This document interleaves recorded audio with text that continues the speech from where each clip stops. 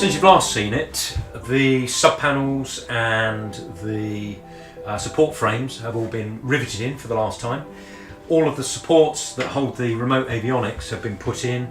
Took about a month or so to decide where everything was going to go, and now it's all been bolted in. It's in for the last time, and once the wiring is put in, things aren't going to be coming out again at all. When you're in the aircraft, this is clearly all that you see. You just see the instrument panel, the circuit breakers, the switches and the displays, but the complexity is everything that goes behind that panel, the wiring, the remote units, and all of the sensors and senders that are forward of the firewall and are connected to the engine itself.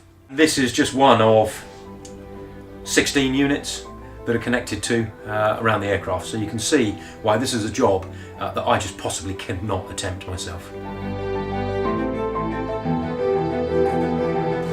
I'm working on the Behringer brake system on the aircraft at the moment. They are a massively upgraded set of brakes. They're 40% more efficient than the standard factory version, and it also gives you a fantastic weight saving of 10 pounds, which is achieved through magnesium alloy in the wheels and Templite tyres for the extra weight of the aircraft. The unfortunate thing is it's all going to be covered by a fairing, so this beautiful wheel will never be seen in day-to-day use of the aircraft. This is the gear leg of the aircraft, which attaches to the engine frame, and then this is the axle on which the wheel goes. I have a fully assembled version here. So fully assembled version, nut which holds the spacer bar onto there, and the wheel turns quite freely.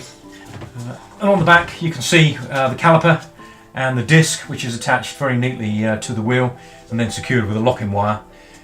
This is good for the extreme loads that the aircraft is going to be under, with the extra weight for the fuel, and good up to a good 45 degrees, which I'm expecting on the ramp in Amman. To find out more about this exciting project, go to the RAF Flight to the Navigator website at www.rafFOTN.org.uk.